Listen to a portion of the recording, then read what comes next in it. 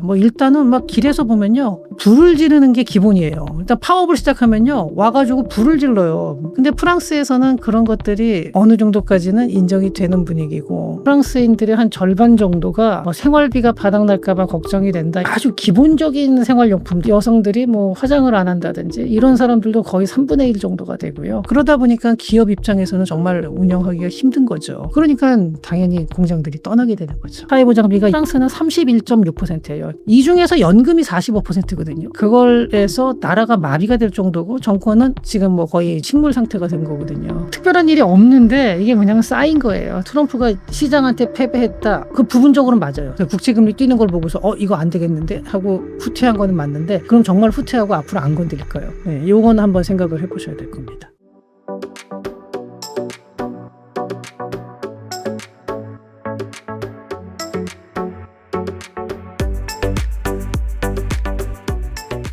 최근 발표된 여론조사에선 프랑스인의 절반이 생활비가 바닥날까 두렵다고 답했고, 10명 중 1명은 기본 위생용품조차 포기하고 있다는데요. 지금 프랑스에선 도대체 무슨 일이 벌어지고 있는 걸까요? 사실 저도 이 기사를 처음 보고서 에이 설마 했습니다.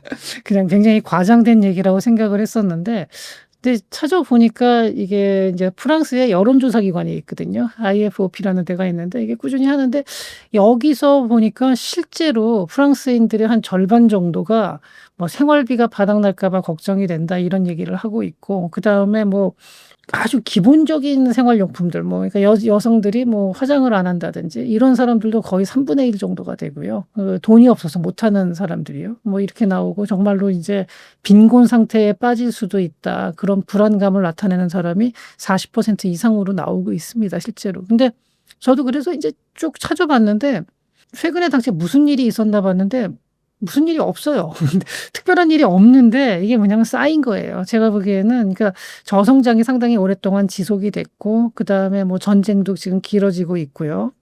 거기서 작년에 이제 하나 이게 있었다면은 역시 그 연금 개혁하고 관련돼서 그 여러 가지 정치적인 혼란이 지금 상당히 지속이 되고 있고, 또 그러면서 이제 지금 정치적으로 또 어떤 과반수 정당이 안 나오면서 지금 정치가 상당히 불안정한 상태죠. 그리고 파업도 굉장히 길어지고 있고, 여기저기서 굉장히 소요도 많이 나타나고, 이러다 보니까 이런 불안 심리가 계속 이제 쌓여서 증폭이 된 것 같아요. 근데 이게 제가 지금 저성장이라고 얘기를 했는데 프랑스만의 문제가 아니라 지금 유럽의 주요 국가들이 상당히 그렇습니다. 그러니까 동유럽 쪽에서는 오히려 빠르게 성장하는 국가들이 뭐 폴란드나 뭐 리투아니아 뭐 이런 나라들은, 에스토니아 뭐 이런 나라들이 상당히 빠르게 성장을 하고 있는데, 반면에 유럽을 갖다 이끌어갈 중심이 될 만한 독일, 프랑스, 뭐 이탈리아, 영국 이런 나라들이 좀 아무래도 좀 침체가 이제 장기화되고 있죠. 그래서 그 원인이 과연, 그러니까 이게 어느 정도냐면은 이제 미국하고 한번 비교해 보면은 뚜렷한데, 2010년도에 보면은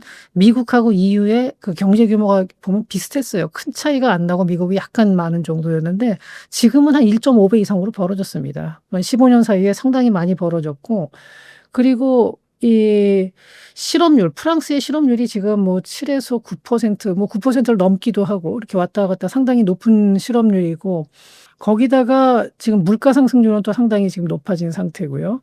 그러면서 재정까지도 지금 위험해지고 있거든요. 근데 이런 것들이 그러니까 근데 이럼에도 불구하고 이게 뭔가 해결될 기미가 보여야 되는데 잘 안 보여요. 근데 가장 큰 원인, 그러니까 유럽 경제가 전반적으로 이렇게 좀 저성장 기조로 좀 심각하게 가고 있는 게 여러 가지 이유가 있을 수가 있겠죠. 물론 이제 뭐 근로의욕이 저하됐다든지, 뭐 또 사회보장비 지출이 너무 많다든지, 뭐 여러 가지가 있을 수 있는데, 저는 가장 큰 게 근본적인 거는 역시 디지털 전환의 실패.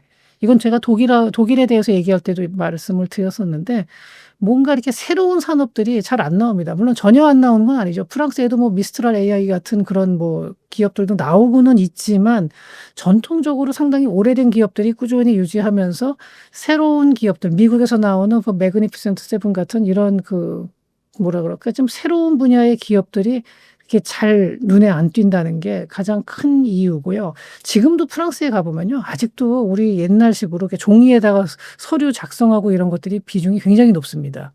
이게 프랑스만 그러냐 하면 그런 건 아니고 뭐 독일도 마찬가지고요. 굉장히 이런 식의 디지털 전환이 늦었던 것이 가장 큰 이유가 아닐까 싶습니다. 그래서 근데 독일하고 그래도 프랑스하고 근본적인 원인은 비슷한데 또 차이점도 있습니다. 근데 독일보다 프랑스가 더 그래도 좀 더 좋은 면은 뭐냐면은 일단 에너지 문제가 프랑스는 원자력이 많기 때문에 독일보다는 그 점에서는 좀 유리하고 또 하나는 농업이 이제 농업 생산력이 독일보다는 좋다라는 그런 장점은 있는데 반면에 프랑스가 정말 지금 이렇게 사람들이 어려움을 느끼고 정치적인 불안까지 가게 된 것 중에 하나가 재정 문제예요. 독일은 상대적으로 재정이 상당히 건전한 편인데 프랑스는 지금 재정이 아주 심각한 상황까지 가 있습니다. 이제 그런 상태에서 재정을 개선할 여지가 있어야 되는데 그것도 잘 안 보이는 거죠. 예, 그런 여러 가지 문제가 겹치면서 아마 그런 불안 심리가 점점 증폭이 된 것 아닌가. 그리고 최근에 또 뭐 미국발 그 관세 문제가 심각해지고 그러니까 내부적으로도 어려운데 외부적인 환경까지 이런 게 겹치면서 이 불안 심리가 아주 고조가 됐다. 저는 뭐 이렇게 보고 있습니다. 최근 프랑스 신용등급이 강등되면서 이젠 프랑스가 체코, 슬로베니아랑 같은 등급이라는데요. 이런 등급 강등이 단순한 숫자 문제가 아니라 프랑스 경제 전체에 어떤 신호로 받아들여야 할까요? 일단은 이제 신용 등급이 이렇게 떨어졌다고 해서 뭐 선진국으로서의 자격이 없다라고까지 얘기하는 건 조금 과장된 얘기입니다. 근데 제가 이제 이렇게 보면은 아마 뭐 이런 생각하시는 분들도 있을 거예요. 뭐 프랑스는 그래도 여전히 강국이고 여전히 선진국이고 우리나라라고 해서 뭐 그게 좋은 상황이 보이냐. 아까 제가 유럽에 대해서 쭉 얘기를 했는데 우리나라도 지금 상당히 어려운 상황이고 전 세계가 지금 뭐 이렇게 좋은 상황이 잘 안 보이죠. 얼마 전까지 뭐 그래도 미국은 좀 호황이었다고는 하지만 요새는 뭐 미국도 썩 좋은 상황은 아니고요. 전 세계가 다 어려운 상황인데 이제 이럴수록 이제 유럽 쪽은 그러면은 왜 어느 부분이 안 좋은 건지를 좀 보고 그래서 우리나라도 한번 그걸 보고서 우리나라도 이제 저런 부분은 조심해야겠다 하는 그런 이제 반면 교사를 삼아야 되기 때문에 저도 이제 유럽 쪽의 상황을 많이 보고 있습니다. 그래가지고 유럽이나 일본이나 이런 나라가 우리나라보다 그러니까 여러 가지 구조에서 좀 먼저 진행이 된 것들이 있어요. 고령화도 그렇고 어떤 이제 산업이 이제 서서히 좀 약간 저성장으로 가는 기조도 그렇고 그래서 그런 나라들을 보면서 우리는 이제 그런 걸 답습하지 않기 위해서 이제 많이 봐야 되는데 문제 신용등급 얘기를 하겠습니다. 사실 우리나라도 지금 정치가 굉장히 불안한 상황인데 우리나라는 그 와중에도 신용등급 강등은 안 당했거든요. 근데 프랑스가 신용등급이 강등된 가장 큰 이유는 역시 재정 문제입니다. 이 재정이 아주 지금 굉장히 안 좋은데 작년에 2024년 6월에 S&P하고 그다음에 2024년 12월 작년 말에는 무디스에서도 이제 프랑스의 그 신용 등급을 다 하향 조정을 했습니다.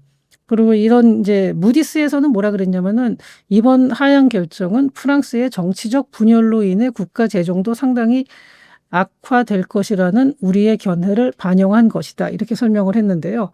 이게 어떤지를 한번 봐야 되겠죠. 그러면은 이제 프랑스의 재정의 그 지속 가능성에 대해서 얘기를 하는 건데요. 부채가 현재 GDP 대비 국가 부채 비율이 113%입니다.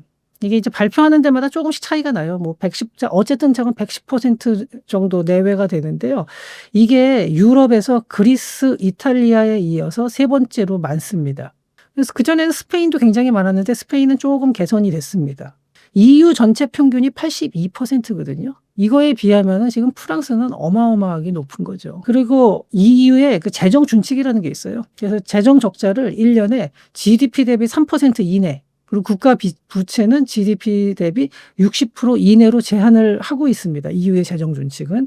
근데 프랑스가 지금 아까 제가 국가 부채가 60%를 훨씬 넘어선 110%. 그러니까 이거 거의 막 2배 가까이 가고 있는 거죠. 그다음에 그 재정 적자, 1년의 재정 적자를 GDP 대비 3% 이내로 해야 된다고 했는데 뭐 보통 한 4에서 5%. 작년에 아마 거의 6% 가까이 갔거든요. 5.8% 이렇게 나왔고요. 그리고 피치에서는 2028년에는 이게 이제 그 GDP 대비 부채 비율이 120%를 넘어설 걸로 전망을 하고 있어요. 이렇게 보는 이유가 가장 큰 이유가 현재 방위비를 늘려야 돼요. 지금 현재 프랑스가 GDP 대비 방위비 지출이 2.1%입니다. 이것도 많이 올라온 거예요. 그전에 2% 밑에 있다가 이제 러시아 우크라이나 전쟁이 나면서 이게 2.1%로 높아졌는데 이걸 3%까지는 올려야겠다라는 지금 목표를 세우고 있거든요. 그리고 이게 지금 어쩔 수 없이 독일이건 프랑스건 영국이건 다 유럽이 지금 다 그 방위비를 늘리고 있잖아요. 폴란드가 뭐 제일 많이 늘렸는데 폴란드는 아직은 뭐 이렇게 GDP 대비 부채 비율이 이 정도까지 올라온 나라는 아니고요. 그러다 보면은 어딘가에서 줄여야 되는데 줄일 수 있는 데는 없고 늘어날 거는 확실하게 보이는 거예요. 지금 안 그래도 지금 113%라면 이거 어마어마해요. 하루에 내는 이자 비용만 해도 엄청난 건데 이거를 지금 아마 프랑스에서 내는 그 이자 비용만 가지고도요. 국방비보다 얼마 전까지만 해도 더 높았어요. 이제 프랑스가 요새는 국방비를 많이 늘리고 있는데 지금 역전됐는지는 모르겠습니다. 근데 1년 내내 들어가는 국방비보다 이자 비용이 더 높다라는 거는 정말 재정이 심각한 거죠. 그러니까 이 정도인 상황에서 개선할 수 있는 틈이 안 보인다라는 거예요. 그래서 연금 개혁도 시도하고 뭐 여러 가지를 하고 있는데 이게 또 반발이 워낙 심하죠. 연금을 덜 주겠다 그러는데 그걸 누가 좋아하겠습니까? 근데 아주 국민적으로도 이게 잘 타협이 안 되는 상황이고 그러면서 정치적인 불안으로 가고 이게 이제 사람들의 소비 심리까지 위축이 되니까 연쇄적인 악순환이 되는 거예요. 그럼 소비 심리가 악화돼서 소비가 줄어들면은 그에 따른 세수 악화까지 생기는 거예요. 그러니까 이러다 보니까 이 신용 등급이 강등이 된 게 정말로 프랑스가 뭐 후진국이 됐다 이런 뜻이 절대 아닌데 다만 이 재정을 어떻게 풀어나갈까 하는 거에 대한 그 의혹이 이제 점점 커지는 거죠. 프랑스가 해마다 GDP의 15%를 연금에 퍼붓는다던데 이게 우리 돈으로 치면 거의 600조 원을 복지에 쏟는 구조잖아요. 이게 정말 지속 가능한 시스템일까요? 아니면 그냥 어쩔 수 없이 버티는 상태인 걸까요? 뭐 어쩔 수 없이 가는 거라고 봐야죠. 이거를 원해서 이렇게 가는 거는 아니죠. 근데 지금 이제 2023년에 연금 그래서 이제 개혁하려고 마크롱 대통령이 이제 시도를 했고 그러면서 아주 엄청난 반발을 받았어요. 그래가지고 내용이 뭐냐면은 일단 법정 정년을 62세에서 64세로 연장을 한다. 2030년까지. 그러니까 뭐냐면 1년에 3개월씩이에요. 그러니까 한 번에 이렇게 이제 2년을 늦추는 게 아니라 매해마다 3개월씩 늦추는 거죠. 그래가지고 3개월씩 늦춰가지고 2030년까지 이제 2년을 늦추겠다라고 얘기를 했었고 그리고 연금 수령을 위한 최소 납부 기간이 있잖아요. 요걸 43년으로 이제 늘린다. 기존보다 조금 더 늘리는 거예요. 근데 이렇게 한다는 건데 이렇게 해서 연금의 구조를 이제 어떻게든지 좀 개선을 해보겠다라는 건데, 그러니까 전체적으로 얘기하자면 더 많이 일하고 더 늦게 받는다예요. 그러니까 연금을 붓는 기간이 더 늘어나고 그 다음에 연금은 2년 후에 받게 되는 거, 그 전보다 이렇게 되는 거니까 이거 굉장히 반발이 심했어요. 그랬는데 이게 이제 이렇게 한다고 한들 이게 확실하게 개선이 되냐 하면 또 그것도 아니거든요. 그래서 이거 의회 표결도 거치지 않고 대통령이 그냥 이걸 갖다가 어떻게 보면 좀 긴급조치 비슷하게 이걸 통과를 시킨 거거든요. 그리고 이렇게 되니까 프랑스 내에서는 굉장히 반발이 심했고 막 총파업 일어나고 난리가 났었죠. 근데 지금 문제는 그렇게 파업을 하는 쪽에서도 대안이 없어요. 거기서 노조 쪽에서 제시하는 거는 기업이라든지 아니면 부자들한테 세금을 더 걷어라 이러는데 근데 그것도 하나의 딜레마인 게 부자들한테 세금을 더 걷기 시작하면은 다른 나라로 빠져나가는 사람들이 많아져요. 그거는 이제 과거에 다른 나라들에서도 그런 사례들이 많이 있었거든요. 그렇게 했을 경우에 해외로다가 거주지를 옮기는 그런 사례들이 상당히 많이 나오고 있고 기업 활동이 더욱 위축될 수 있고 이제 이런 상태이기 때문에 또 그것도 이제 쉽지는 않은 상황입니다. 어쨌든 이제 연금 문제가 해결이 되지 않은 상태에서 또 이제 좌파 정당 쪽에서는 이제 뭐 대안으로 제시하는 게 뭐 금융소득세를 강화한다. 그 다음에 뭐 대기업의 특별 부담금을 이제 부과한다든지 뭐 부유세를 다시 도입한다. 이게 폐지했었다가 했었는데 지금 돼 있는 상태인데 이거 다시 도입한다. 뭐 그 다음에 초과 이익세를 도입하고 뭐 이런 걸 요구를 하는데 초과 이익세라는 것도 그러니까 어디서부터가 초과 이익세냐 뭐 이런 것들도 이제 굉장히 애매한 거고 또 그러면은 기업들이 만약에 본사를 옮기게 된다 그러면은 다른 영내의 다른 국가로 이렇게 된다 그러면은 세수는 더 줄어들 수밖에 없거든요. 그러니까 정말로 어려운 상황입니다. 근데 이거를 그렇다고 해서 그냥 현재 상태를 계속 끌고 가자니 이 재정이 어렵고 그러니까 이런 것들이 아까 말한 대로 종합적으로 다 반영이 돼서 이제 신용 등급이 좀 내려간 건데 뭐 물론 그렇다고 해서 프랑스 같은 이런 이제 사실 상당히 선진국이죠. 소득도 높은 나라고. 근데 이런 나라가 뭐 이것 때문에 갑작스럽게 몰락하지는 않겠죠. 하지만 점점 더 자신의 잠재력을 이제 조금씩 갉아먹는 형태로 가고 있다라는 게 참 우려스러운 점입니다. 근데 이런 거는 우리나라도 한번 생각을 해봐야 돼요. 우리나라도 이 연금이 지금 전 세계가 다 그런 게 기대 수명이 너무 늘어난 거예요. 연금이 우리나라도 89년도에 도입됐는데 그때는 평균 수명이 한 70대 초반이었어요. 근데 지금 우리나라도 거의 뭐 이제 90을 가고 좀 있으면은 뭐 100세까지 갈 것 같은데 이렇게 된다 그러면은 과거에 설계한 연금이라는 게 더 이상 피팅을 안 해요. 그러니까 이 사회에 맞지를 않는 거예요. 예전처럼 그러니까 20살부터 일을 해서 한 뭐 40년 일하고 65세부터 해서 한 10년 정도 받고 이런 구조가 돼야 되는데 인제는 일하는 시간은 비슷한데 받는 기간이 확 늘어나는 거거든요. 이렇게 된다 그러면은 연금이 유지하기 어렵죠. 근데 이거를 프랑스가 지금 겪고 있는데 이거 좀 있으면 우리나라한테도 돌아올 수 있는 일입니다. 그래서 요번에 우리나라도 뭐 연금 개혁하는데 굉장히 진통을 겪었죠. 근데 그렇게 해 가지고 한 게 사실은 좀 서로 뭐 세대 간에도 좀 형평성의 문제도 있고 여러 가지로 만족스럽지 않았다. 그리고 제가 보기에는 아마 몇 년 후에 다시 한번 또 그 연금 개혁 논의가 나올 겁니다. 당장 개혁을 할지는 안 할지는 모르겠지만 연금 개혁을 우리도 진지하게 좀 생각을 해야 되고 이 재정의 지속 가능성을 확보하지 못한다면요. 지금 세대가 후세대한테 짐을 떠넘기는 겁니다. 지금 제 세대, 저 같은 세대가 저희 뭐 젊은 세대 2030 세대한테 빚을 잔뜩 주고 떠나는 거거든요. 저는 이런 거는 우리가 진짜 그 아무리 프랑스가 뭐 선진국이 독일이 선진국이라 하더라도 이거를 우리가 배워서는 안 된다고 봅니다. 그래서 저는 우리도 한번 요런 부분은 좀 깊게 그 생각을 해 보면서 이 프랑스 사례를 보면서 이런 거를 우리가 좀 참고를 많이 해야 될 거로 생각이 됩니다.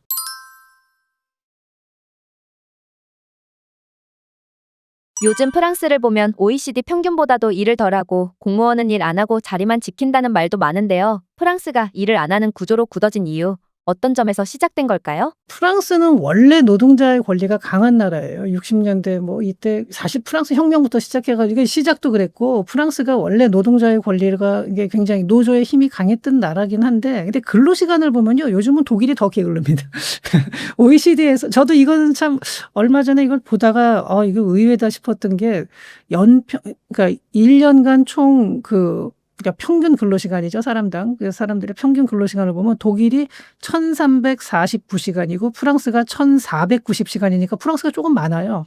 근데 영국은 1,497 프랑스보다 조금 많고 일본이 1,609 훨씬 많죠. 미국은 1,790 그러니까 소득이 미국이 훨씬 높은데도 일을 훨씬 더 많이 합니다. 물론 이제 미국에 뭐 빈부차가 있고 여러 가지 이제 구조가 워낙 다르니까 이게 단선적으로 비교하기는 어렵죠. 근데 OECD 30개 국가의 평균이 1,646인데 프랑스가 아까 1,490 독일이 꼴등이에요. 정말 의외죠. 독일 그러면 부지런한 나라로 생각하는데 독일은 1,349니까 가장 낮은 나라거든요. 어쨌든 그 독일하고 프랑스가 자관 둘 다 게을릅니다, 지금은. 지금 상태로. 우리나라는 1,910 참 일을 많이 하죠. 우리나라는 조금 줄이는 것도 우리는 생각할 수는 있습니다, 요런 부분에서는. 근데 어찌 됐든 이렇게 이제 근로시간으로만 봤을 때도 프랑스가 확실히 OECD 평균에 비해서 일을 훨씬 적게 한다라는 거를 알 수가 있는데 이거를 반드시 바람직하게 역시 여유 있게 사는구나 할 게 아니라 프랑스도 그렇고요. 프랑스에도 비정규직이 굉장히 많습니다. 프랑스라고 해서 다 정규직 아니에요. 비정규직 많은데 이 프랑스 사람 비정규직 중에서요. 일 더 하고 싶다 하는 사람 많아요. 왜냐하면 시간당 임금을 받으니까. 그런데 나는 돈 더 받고 일 더 하고 싶은데 시간을 그렇게 안 채워준다라고 해서 불평하는 사람들도 굉장히 많아요. 물론 뭐 아닌 사람도 있겠죠. 많이 있는데 어쨌든 이제 그 게을러졌다라는 거는 뭐 여러 가지로 볼 때 약간 요런 면도 있고 또 하나는 이런 게 있죠. 그 공무원이 비율이 굉장히 높습니다, 프랑스가. 그 다른 나라에 비해서 아주 공공 부문의 그 비율이 굉장히 높은데 이 공무원들이 일하는 거 보면은 정말로 그 우리나라 사람이 가면은 뭐 사실 세계 어디 가나 그래요. 우리나라 사람 입장에서 가 보면 공무원들 일하는 거 세계 어디 가나 다 답답합니다. 우리나라도 뭐 공무원들 뭐 일 안 한다 어쩐다 얘기하는 사람이 많은데요. 전 세계 어디를 가 봐도요. 우리나라 공무원들만큼 이렇게 일 빠릿빠릿하게 하면서 수준 높은 공무원들 찾아보기 어렵습니다. 제가 이런 얘기하면 사람들이 "너 공무원 왜 이렇게 감싸고 노냐?" 이렇게 말하는 분도 있을 텐데 정말로 다른 나라랑 비교해 보세요. 우리나라 공무원들은요. 정말 일 열심히 하는 겁니다. 그리고 일도 빨리빨리 민원 대응도 잘 해 주는 편이에요. 왜냐하면 우리나라 사람들이 그만큼 까탈스러워요. 까딱하면은 이게 불만 들어가고 이러는데 프랑스 사람들은 또 잘 참아요. 그러다 보니까 이건 뭐 전화 하나 넣는데도 한참 걸리고 무슨 서류 하나 하는데도 굉장히 오래 걸리고 그러니까 프랑스에서 살다 온 사람한테 인제 그 얘기를 들었는데 저도 그러니까 그 프랑스에서 쪼금 시간이 지나긴 했어요. 좀 오래되긴 했는데요. 공무원들이 와 가지고 뭐 해 달라 그래서 알겠다 그러고 하면은 그냥 마냥 기다린대요.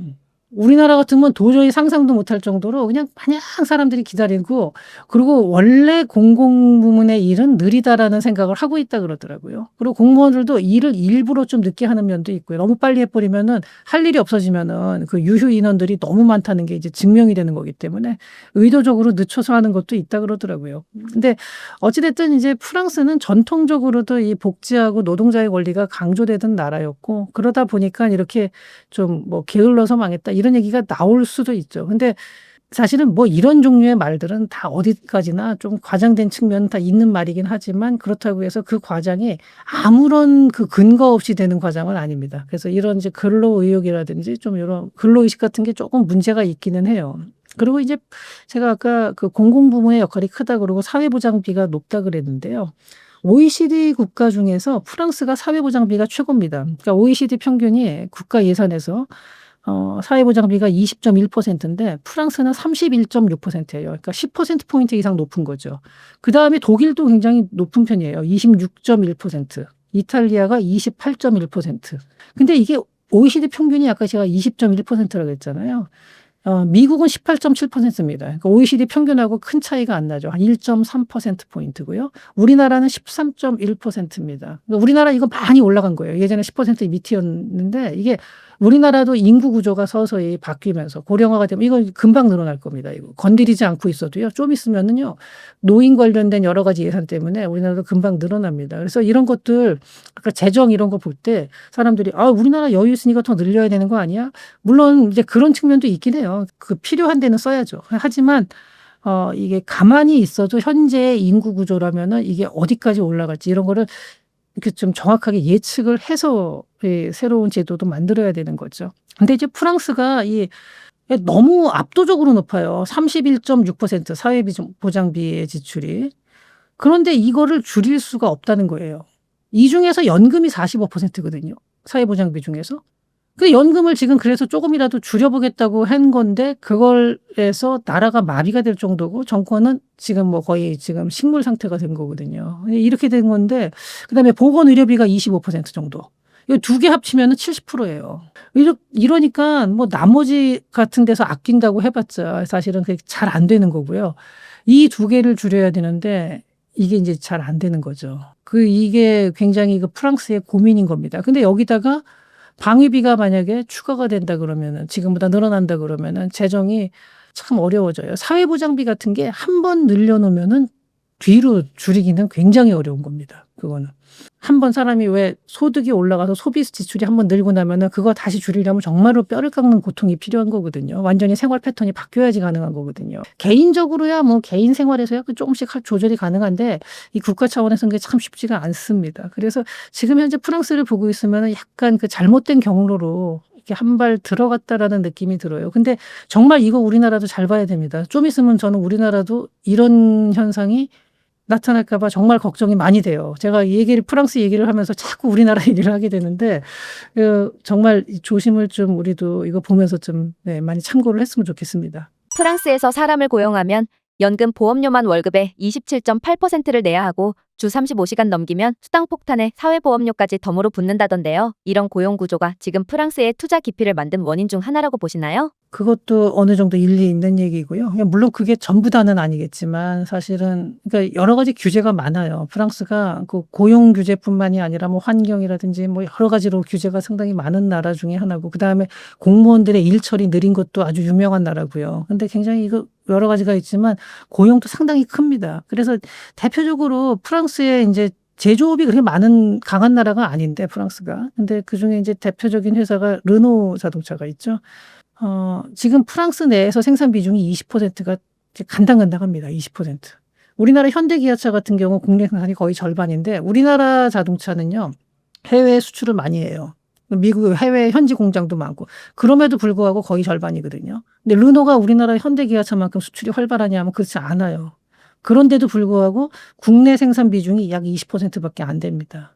이 정도로 프랑스가 지금 제조업 환경이 좋으면 당연히 자기네 나라에서 생산을 하죠. 근데 생산이라는 게 물론 고용 외에도 여러 가지 자본 비용도 있는 거고 뭐 전기료라든지 뭐 토지 비용 여러 가지가 있겠죠. 뭐 환경과 부담금 뭐 여러 가지가 있을 수 있는데 그중에서도 근데 많이들 지적하는 게 높은 인건비하고 강한 노동 규제. 파업이 너무 많죠. 그리고 프랑스의 파업이 그 아주 과격하기로 유명합니다. 뭐 일단은 막 길에서 보면요. 불을 지르는 게 기본이에요. 일단 파업을 시작하면요. 와 가지고 불을 질러요. 그래서 보면서 '어우 저렇게까지 심하게 하나.' 근데 프랑스에서는 그런 것들이 어느 정도까지는 인정이 되는 분위기고 그러다 보니까 기업 입장에서는 정말 운영하기가 힘든 거죠. 2000 년부터 2019 년까지 20 년간인데 이게 평균 파업 일수를 보면요. 노동자 1000 명당으로 나오는 건데 이게 연평균 파업 일수가 127일 이상으로 나옵니다. 이게 이제 우리나라의 그 민주노동연구원이라고 그 민간 기관에서 이제 발표한 건데 그러니까 요거는 나오는 기관마다 좀 다르고 집계하는 방식에 따라 다를 수가 있는데 어쨌든 이게 너무하잖아요. 127 이렇게 나오고요. 그다음에 인건비도 시간당 인건비를 이제 유로스탯에서 찾아보면은 프랑스가 독일보다 높아요. 소득은 독일이 높거든요. 그런데 프랑스가 지금 거의 제일 높은 수준에 입니다. 제일 높은 거는 덴마크 뭐 이렇게 되는데 그다음 룩셈부르크. 근데 그런 나라들은 물가가 워낙 비싸니까요. 그런 나라들은 사실 수입품이 워낙 많고 이래 가지고 비쌀 수밖에 없거든요. 근데 그런 나라들을 제외하고 나면 프랑스가 사실 인건비도 제일 비싼데 파업도 많이 하고 여러 가지로 인제 제조 환경이 안 좋은 거죠. 그러니깐 당연히 공장들이 떠나게 되는 거죠. 저는 이제 프랑스 지난번에 독일 때도 그랬고 영국 때도 그랬고 프랑스도 그렇고요. 이렇게 보다 보면은 이게 참 여러 가지 문제를 가지고 있고 분명히 선진국은 선진국이고 여전히 잘 사는 나라예요. 그리고 당장 망할 리는 없어요. 이 나라들이 지금 현재 조금 이제 침체가 길어지고 있는 거는 맞지만 당장 망하지는 않을 나라들이지만 뭔가 지금 잘못된 트랙으로 들어가 있다. 그리고 이런 나라들이 이제 점점 자기네 잠재력을 잃어가고 있다. 새로운 동력을 못 찾고 있어요. 지금 뭐 새로운 트렌드에 그러니까 디지털 전환이라든지 이런 거에도 실패했고 그러다 보니까 자꾸 규제 중심으로 가게 되고 그러면서 점점 움츠러들고 있는 상황인데 이게 과연 유럽만 그럴 거냐. 우리나라도 지금 자칫 잘못하면은 그런 길로 갈 수 있다. 물론 이제 우리나라는 디지털 전환에 실패하지는 않았다는 장점은 있습니다만 그렇다 하더라도 인구 구조라든지 뭐 여러 가지로 봤을 때 우리나라한테도 이런 어려움이 찾아올 수 있다. 그러니까 우리도 지금부터 이걸 보면서 반면교사로 삼아서 참 좀 조심하고 참고하고 대비를 해야 될 거로 생각을 합니다.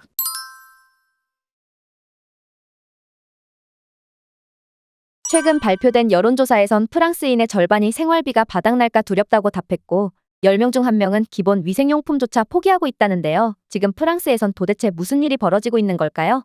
유럽에서는 그럴 수밖에 없죠. 지금 트럼프가 하는 행동은 저도 어느 정도 예상은 했습니다. 사실 트럼프가 집권하기 전에 트럼프가 어느 정도까지는 유럽을 압박할 거다. 왜냐하면은 무역에 있어서 자유무역이라고 하고 미국은 가드를 내리고 있는 상태거든요. 그러니까 관세라든지 이런 걸. 근데 중국이나 유럽은 상당히 보호무역을 하는 나라들이에요. 뭐 중국에 대해서는 뭐 아마 상당히 많은 부분들을 알고 계실 거예요. 중국은 뭐 보조금도 많이 지급하고 자기네들은 또 관세를 유지하고 그러면서 또 해외에서 이제 뭐 산업 스파이 의심도 좀 있고 뭐 여러 가지 다양한 그런 문제들이 있는데 우리나라에서는 이제 아무래도 EU에 대해서는 관심이 좀 적다 보니까 EU 쪽은 별로 안 그런 걸로 생각하는데 EU 쪽도 수출 보조금이 엄청납니다.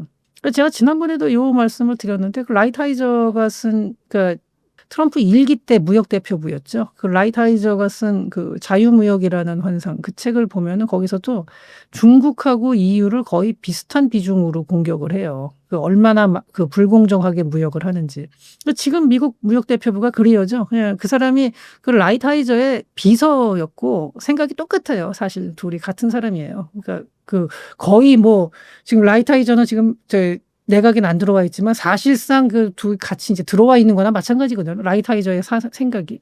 이렇게 보면은 EU에 대해서도 굉장히 미국에서는 강하게 압박을 할 거로 보였고 또 실제로도 좀 처음에는 그랬죠. 지금은 중국하고 싸우다 보니까 일단은 EU에 대해서는 손을 놓고 있는 건데 시작하자마자 집권하자마자 막 EU에 대해서도 관세를 굉장히 강하게 매기고 하니까 유럽 사람들 입장에서야 트럼프가 정말로 이건 악마처럼 보이겠죠.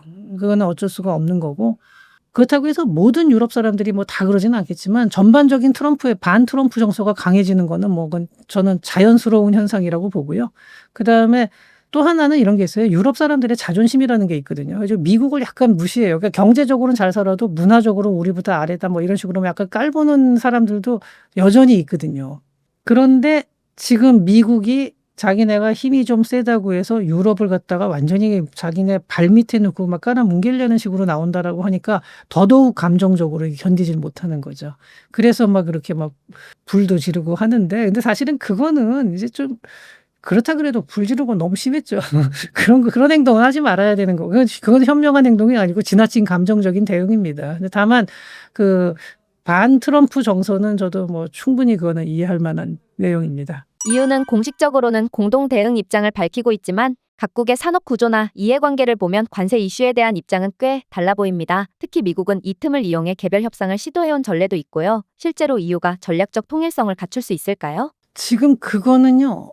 70년대에서 80년대 넘어갈 때 오펙의 카르텔이 얼마나 어떻게 됐는지를 보시면 돼요. 어떤 때는 유지가 되고 어떤 때는 깨져요. 감산하기로 했는데 꼭 거기서 이탈하는 나라들이 반드시 나오거든요. 이제 게임 이론에서 보면은 이게 이제 약간 죄수의 딜레마처럼 지금 트럼프는 그거를 이용하는 건데 뭐냐면은 하나로 묶어서만 EU 전체하고만 협상을 하지를 않잖아요. 나라별로 불러서 하잖아요. 칸을 쳐놓고 나서 자 이렇게 돼서 나한테 네가 조금 더 유리하게 해주면은 다른 데보다 너한테 더 좋은 조건 줄게. 이런 식으로 약간 죄수의 딜레마를 활용하고 있다는 느낌이 들어요. 근데 이게 원래 그 게임 이론을 공부해 보신 분들은 다들 아실 거예요. 그 담합이라는 게 생각보다 유지하기가 어렵습니다. 특히 국가가 많아질수록 그리고 국가 간의 그 이질성이 커질수록 담합은 유지되기가 어렵습니다. 근데 과연 EU라는 그 큰 조직이 하나의 거대한 조직이 정말로 그렇게 동질적이고 그다음에 몇 안 되는 나라가 모든 거를 다 주도할 수 있느냐 통합된 걸로 쉽지 않습니다. 그래서 이제 큰 틀에서는 공동 대응이라는 그 큰 틀은 있겠지만 각 국가별로는 그거를 이제 이탈하는 기업 국가들이 많이 나올 걸로 세고 그러다 보면 결국은 그 큰 틀조차도 나중에는 약간 유명무실화될 가능성이 있습니다. 그 여러 나라가 모여서 다자간 협상을 통해서 결정할 수 있는 거는 사실은 어떤 선언적인 것들은 있을 수 있어도 구체적인 내용으로 들어가면 다 서로 간의 이해관계가 충돌을 하기 때문에 그게 계속 그렇게 유지되긴 어렵습니다. 결속력이. 지금 유럽은 반미를 외치지만 정작 유튜브, 구글 같은 미국 플랫폼은 여전히 일상적으로 사용하고 있습니다. 이런 이중 구조는 유럽 내부의 어떤 한계를 드러내는 신호일까요? 아니면 단순한 과도기적 충돌로 봐야 할까요? 한계를 드러내는 신호라고 봐야죠. 왜냐하면요. 이거는 아무리 미국이 싫어도 그럼 미국 플랫폼 안 쓰면 어떡할 겁니까? 지금 EU에서요. 구글의 점유율이 90%를 넘어요. 92, 3%. 근데 미국에서는 90%가 안 돼요. 구글의 점유율이.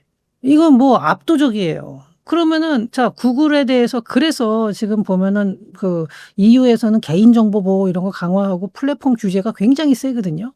그러면은 대안이 뭐예요? 그럼 EU 내에서 자체적인 그런 플랫폼이 있는지 보세요. 우리나라는 그나마 네이버 다음 같은 게 있죠. 근데 이거 가진 나라 몇 군데 없습니다. 뭐 중국은 있지만 그 뭐 중국은 특수한 상황인 거고.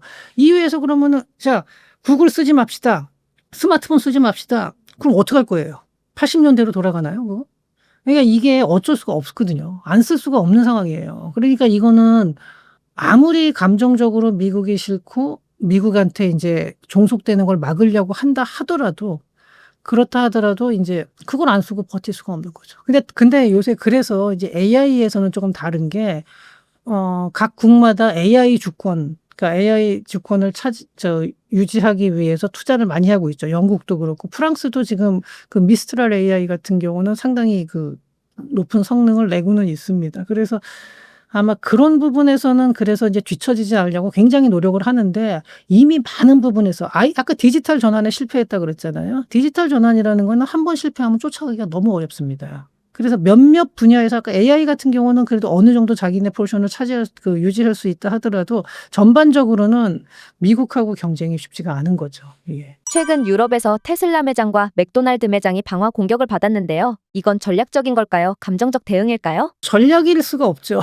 그걸로 뭘 가지고 맥도날드를 불태워서 얻는 게 뭐가 있는지 생각해 보면 없거든요. 이거는 제가 보기에는 그냥 에피소드로 생각하시면 될 겁니다. 이 정도로 불만이 있다라는 거를 알린 거는 되지만 그렇다 하더라도 이게 저는 긍정적인 결과를 뭐 초래할 만한 건 거의 없다고 봅니다. 그런 식의 폭력적인 행동은 절대로 그 좋은 결과를 자기네가 원하는 결과를 얻어낼 수가 없어요. 네. 일부러 유럽을 중국 쪽으로 밀어넣은 다음 둘 다 고립시키려는 전략 아니냐는 말에 대해선 어떻게 생각하시나요? 말하자면은 내가 이제 상대해야 될 적이 그래서 나름대로 그러니까 나보다는 좀 약하지만 버거운 적들이 여럿이 있는데 걔네를 일부러 단합시켜 가지고 싸우겠다라는 거랑 같은 거예요. 그렇게 할 리가 없죠.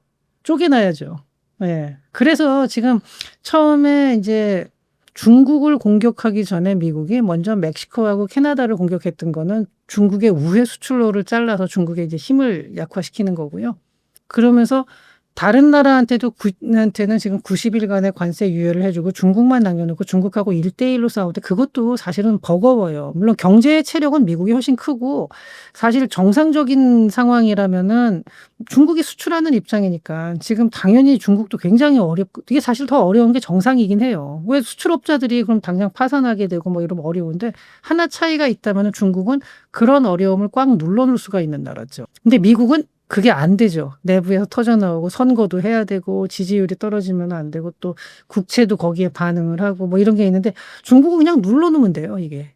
그래서 중국이 버티는 거고 시진핑한테 인제 트럼프가 먼저 이제 유화적인 제스처를 취하게 된 건데 중국 하나랑 상대하는 것도 저렇게 힘든데 힘들 수밖에 없죠, 중국같이 큰 나라랑 상대를 하려면은. 그런데 그걸 유럽을 갖다 같이 묶어 준다는 거는 그거는 좀 그 잘못된 추측이고요. 그다음에 독일 같은 나라는 어떻게 하든지 지금 중국의 비중을 줄이려고 노력하고 있어요. 중국하고의 왜 그러냐면은 이 중국하고 하다 보니깐 기술 탈취가 너무 심했어요.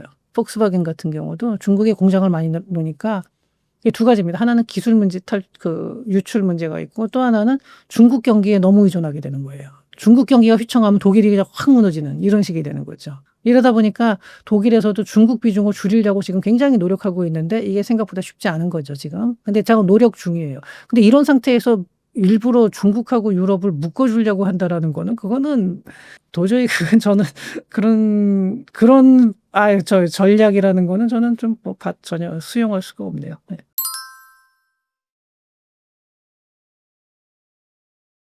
유럽이 중국과 무역 접점을 넓히는 흐름에 대해서는 어떻게 보시나요? 지금 유럽에서 한동안 그 중국 그러니까 2000년대 초중반까지 중국하고의 무역을 통해서 사실은 유럽도 상당히 그 혜택을 많이 봤죠. 중국이 성장하고 이러면서 중국에서 유럽 제품을 소비해 주고 또 중국의 싼 제품을 유럽에서 사다 쓰면서 유럽에도 생산성 여러 가지 효율성이 올라간 건 맞는데 그러고 나서 지금 부작용이 상당히 커요.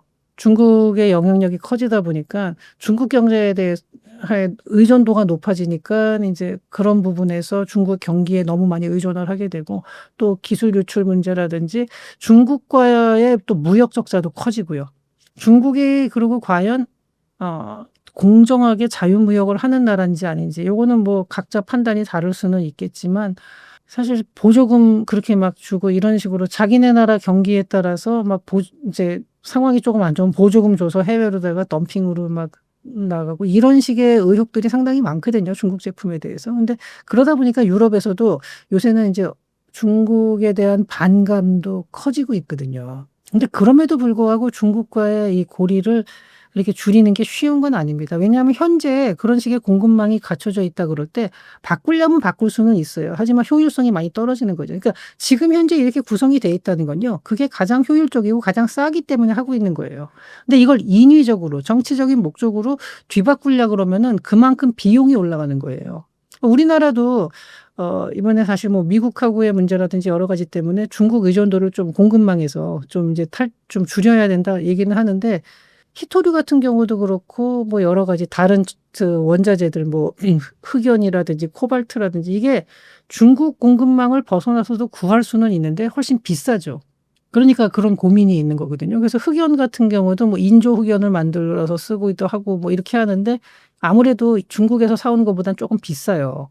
그리고 리튬도 칠레산으로 돌리고 하는데 효율성이 과거에 비해서는 조금씩 떨어지는 거거든요. 그러니까 유럽에서도 지금 중국하고 사실은 보면은 어떻게 하든지 디리스킹을 하려고 노력은 하고 있어요, 지금. 그거를 몰래 숨어서 한다 뭐 이런 정황이 아니라 독일 같은 경우는 아예 대놓고 그런 얘기를 해요. 거기서 그 독일 총리도 중국의 의존도를 줄여야 된다라고 공식적으로 얘기를 했는데 기업들에서는 아 근데 그러면 비용이 올라가는데 이러면서 잘 호응을 안 하고 있는 상태거든요, 지금. 그러니까 이거를 중국하고 유럽이 사이가 좋을 리가 세상에 그 개인적인 관계에서야 내가 조금 손해를 보든지 뭐 어떻게 아니 이익을 보더라도 친구라는 게 인간적인 관계가 있겠지만 외교나 국제 이 통상에서 그런 의리라는 거는 없는 거거든요. 그때그때 다 이익에 따라 가는데 오히려 중국에 대한 의존도가 높아지다 보니까 이게 경제에 장기적인 위험이 될 수도 있다라는 이제 그 느낌을 받는 게 아니라 실제로 그런 일들이 조금씩 벌어지죠. 실제로 1:1로 사업이라는 게 어떻게 보면은 중국으로서는 좀 저는 한편으로는 뭐 중국이 또 그걸 통해서 여러 가지로 뭐 물류나 이런 거에서 자기네가 목적을 달성한 것도 있지만 그걸 통해서 너무나 많은 그 외교적인 결례도 많이 하고 실수도 하고 이러면서 다른 나라들도 중국하고의 관계를 맺었을 때 어떤 식으로 우리한테 피해가 올지 이런 거를 좀 미리 보여준 셈이 됐어요. 그래서 뭐 그거 1:1로 사업 하나뿐만이 아니라 여러 가지가 있는데 인제 중국에 대해서 그래서 좀 이제 반감을 갖는 나라들이 많이 나온 거죠. 네.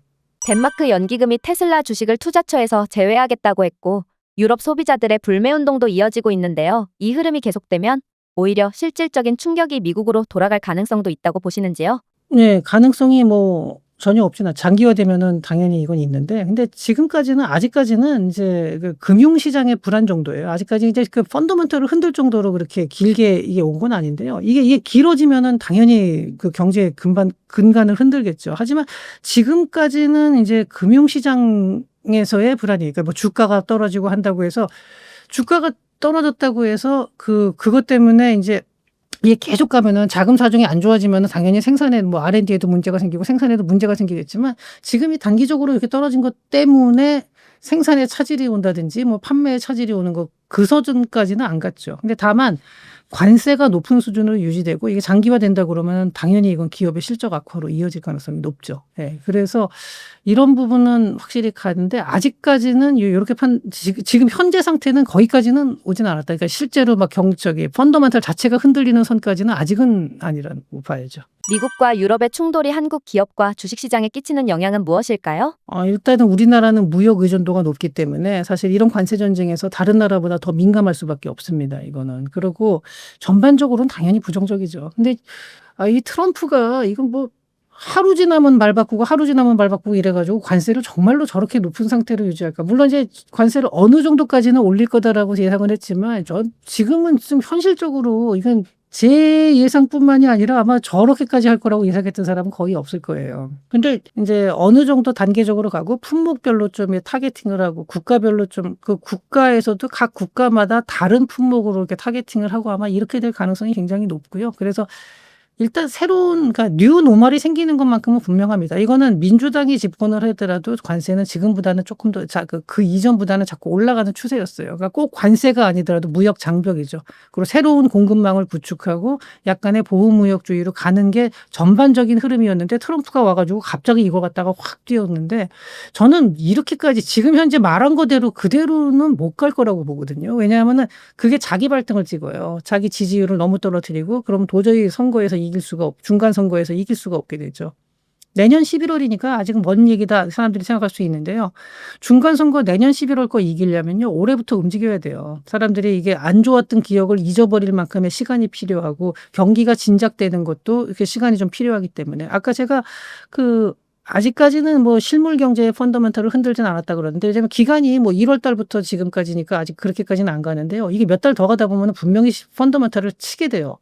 그러니까 거기까지는 트럼프도 그렇게 원치는 않을 겁니다. 근데 그렇기 때문에 이제 지금은 이제 예상하기는 힘든데 어쨌든 이제 뉴 노멀이 된다 그러면은 과거에 비해서 적어도 하나 확실한 거는 지금 트럼프가 계속 지속적으로 하는 거는 중국 때리기예요.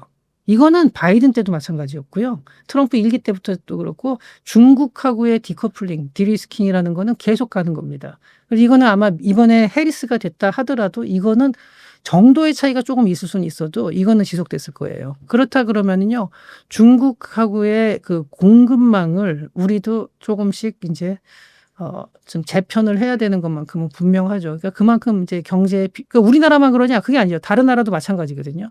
그건 뭐냐면은 공급망이 불락화된다는 거예요. 탈중국 공급망이 이제 된다는 건데, 이게 하나의 뉴 노멀이 된다 그러면은 과거보다는 전 세계적으로 경제 자체가 이게 효율성이 조금 낮아진 상태로 가게 되는 거고, 이게 하나의 뉴 노멀이 된다는 거죠.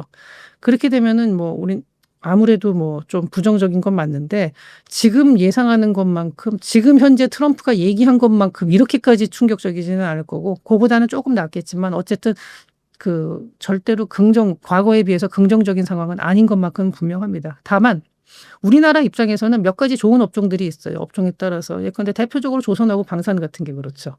그거 외에도 중국 견제가 강하게 들어옴으로 인해서 반사 이익을 받는 업종들이 있습니다. 대표적으로 배터리 같은 경우 단기적으로는 어렵지만 중장기적으로는 북미 시장에서 우리나라 배터리가 지금 중국보다 특별히 기술적으로 우위라고 말하기도 어려운 수준까지 중국이 쫓아왔거든요. 근데 북미 시장에서 이제 중국산을 완전히 배제하려고 그러고 있거든요, 미국이. 그리고 이거는 관세 전쟁하고 무관하게 가는 거예요. 그 전부터도. 바이든 정부 때도 이건 했었던 거고요. 그다음에 반도체 같은 경우도 선단 공정에서는 북미 시장하고 중국 시장을 분리해 버리려고 하고 있거든요. 이렇게 되면은 이거는 아무래도 우리나라 기업들한테는 상대적으로는 유리한 거죠. 그러니까 이런 업종들이 상당히 있습니다. 그래서 전반적으로 봤을 때 긍정적이라고 말할 수는 없지만 그래도 업종별로 봤을 때 우리나라의 주요 전략 산업이라고 할 만한 것들은 반사 이익을 보고 있다라고도 말씀드릴 수가 있어요. 그래서 종합적으로 봤을 때 좀 저도 긍정적으로까지는 말을 못해도 지금 보이는 것보다는 그래도 훨씬 낫다. 예, 이렇게 말씀드리겠습니다.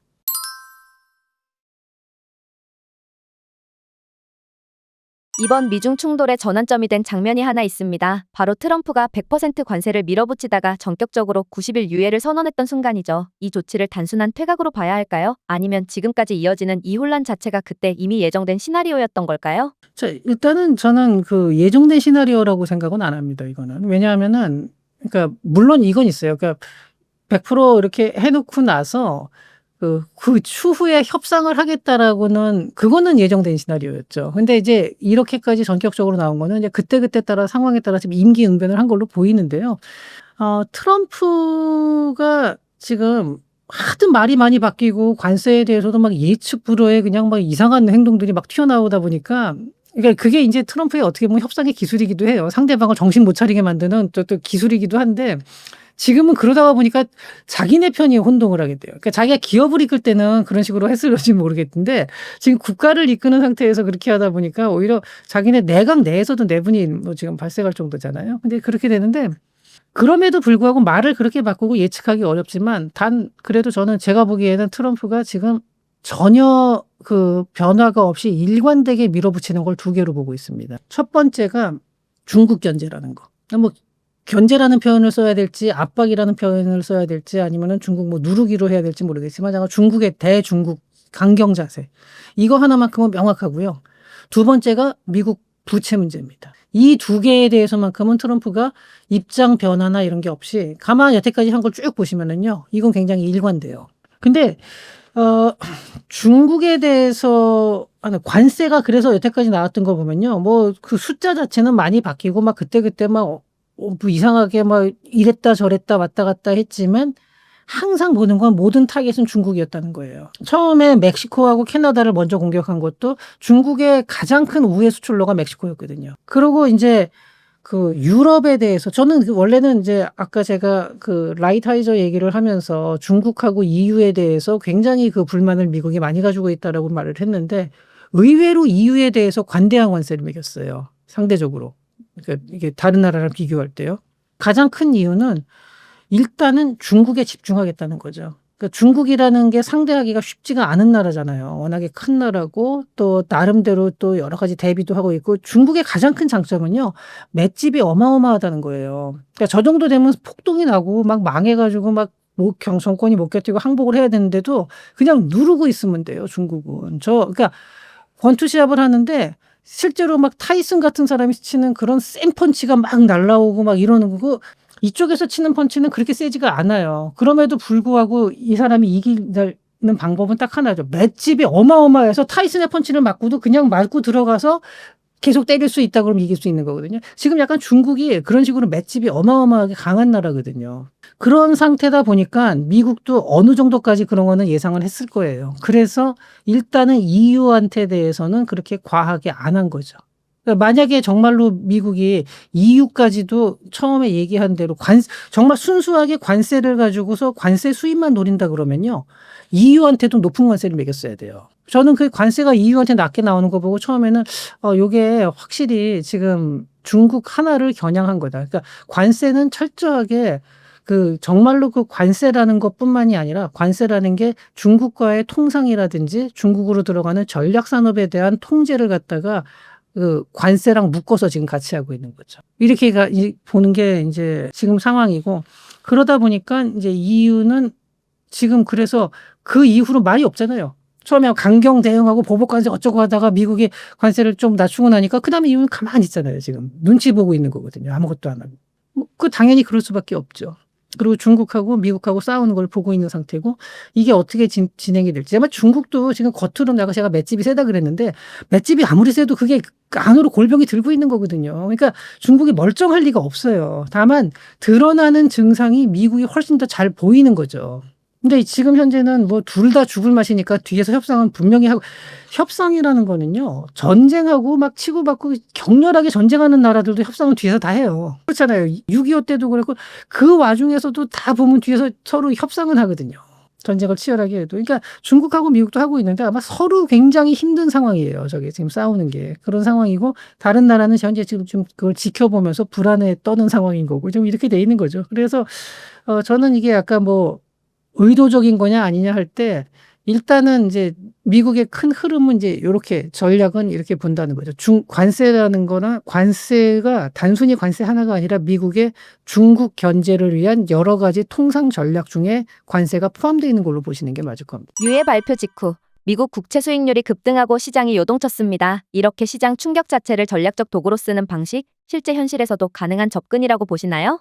국채 가격이 이렇게 왔다 갔다 한 거는 이제 그 관세를 유예한 것보다는 중국의 관세 보복 때문에 그때 이제 국채 가격이 막 그 변동이 크게 나왔고, 그러다 보니까 관세 유예로 이제 한 발 물러서게 된 거죠. 사실은 이렇게 된 건데, 지금 현재 이제 미국도 그렇고 중국도 그렇고 서로 힘든 과정에서 뒤에서 협상이 많이 왔다 갔다 하고 있고, 사실 이 부분에 대해서는 조금 시간이 지나봐야 정확히 알 수 있을 것 같아요. 또 이렇게 얘기하면은 무슨 뭐 그런 얘기 나도 하겠다.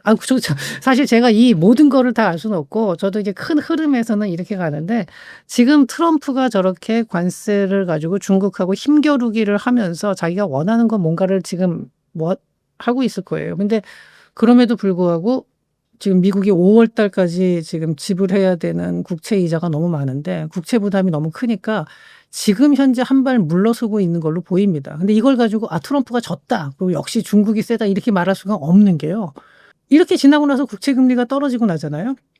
그다음에 미국이 떨어졌으니까 이제 끝. 그러고 이제 왜 권투 시합 했는데 오늘 이제 지고 났으면은 그러고 시합이 끝났다, 그러고 앞으로 리매치 없다 이렇게 하는 경우가 있을 수가 있지만, 이 관세 전쟁은 그렇지가 않아요. 그다음에 한 고비를 넘어가서 미국이 어떻게 나올지는 그거는 정말로 알 수 없습니다. 그러니까 중국도 지금 협상을 하고 싶어도 그게 하기 쉽지가 않은 게, 이게 그다음에 금리가 좀 떨어지고 그거 갖다가 단기 부채를 장기 부채로 전환을 하고 난 다음에 그다음에 미국이 어떻게 나올지가 얼마나 겁이 나겠어요. 예, 이렇기 때문에 이게 지금 현재 상황을 보고서 역시 뭐 미국이 굴복했네 이렇게 얘기를 하는 거는요, 전쟁을 하다가 이렇게 쭉 서로 왔다 갔다 하다가 요게 하나 고지 하나 점령당했다고 해서 얘가 이겼어, 그게 아니에요. 전쟁이 끝났을 때 그거는, 그러고 나서 보니까 얘네가 더 유리하게 끝났다 이렇게 말할 수는 있을지 몰라도 지금 끝난 상황이 아니거든요.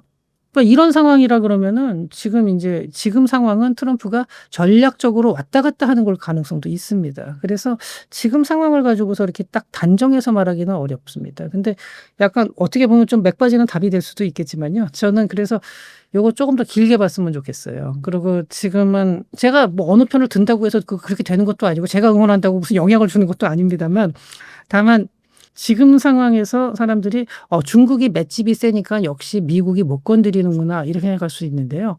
미국이 저러고 한 발 빠졌다가 그다음에 또 들어올 수가 있어요, 다른 걸 가지고. 관세가 아니면은요, 다른 물건 수출 통제라든지 또 다른 걸 가지고 무언가를 또 할 수 있거든요. 왜 그런 것들까지도 종합적으로 좀 고려를 해서 장기적으로 한번 분석을 해 봐야 되는데, 과연 그래도 이 국가 전체 체력으로 봤을 때 중국하고 미국하고 보면 아무래도 그래도 좀 미국이 더 유리한 상태에서 모든 거를 움직일 수 있지 않을까. 다만 중국이 유리한 거는 미국처럼 내부의 다양한 불만 세력을 끌고 갈 필요는 없다라는 거.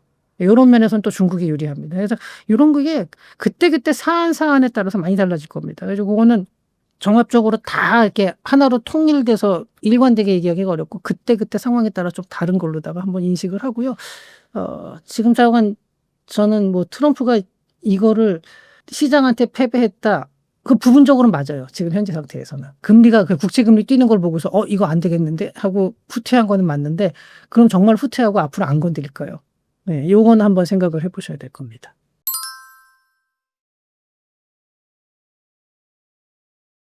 미국 내부를 보면 달러는 강하게 유지하고 싶고 금리는 낮추고 싶고 국채는 계속 팔아야 하는 상황인데요. 이런 정책 구조가 실제로 동시에 가능한 조합일까요? 그래서 제가 말씀드리는 게 이게 동시에 한꺼번에 잘 안 돼요.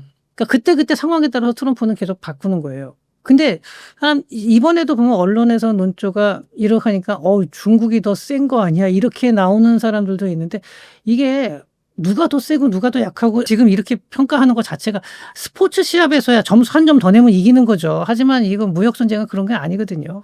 근데 지금 현재 상황을 보시면은요, 중국은 방어하는 입장인 것만큼은 분명해요. 그리고 미국에서는 때리다가 '아 이거 안 되겠는데.' 이러다가 '야 우리 전이 지금 불만이 많아.' 그럼 잠깐 멈추고 화해를 했다가 언제든지 공격을 시작하고 언제든지 무언가를 시작하는 포인트는 미국이 쥐고 있어요. 중국이 가지고 있는 게 아니거든요, 지금 현재는. 그리고 사람들이 뭐 미국 국채를 뭐 중국에 판다, 그거 아직 중국이 안 쓰고 있거든요. 근데 국채를 왜 안 파냐면요, 이게 만약에 중국이, 이거는 여기서부터는 제 추측인데, 요거는 뭐 저하고 의견이 다른 분들도 있겠는데요. 설령 다르다 하더라도 뭐 너무 이렇게 인신공격을 하지 말고 하나의 그냥 시나리오 정도로만 생각해 주시면 되는 게, 국채를 판다 그러잖아요. 아마 이번에 이제 애킨스가 SEC 위원장으로 취임을 했는데, 스테이블 코인의 여러 가지 활용도를 넓히고 규제를 풀어주고, 그다음에 각 미국에 있는 뭐 대형 IT 기업들, 뭐 아마존이라든가 이런 데서도 스테이블 코인을 발행할 수가 있거든요. 그쪽에서 담보로 삼는 게 미국 국채입니다. 그래서 지금보다 만약에 작년에도 US 테더 하나가 사 모은 미국 국채가 어마어마했거든요. 그러니까 그런 식으로 스테이블 코인을 활용을 한다 그러면요, 국채 공격은 충분히 막아낼 수가 있어요.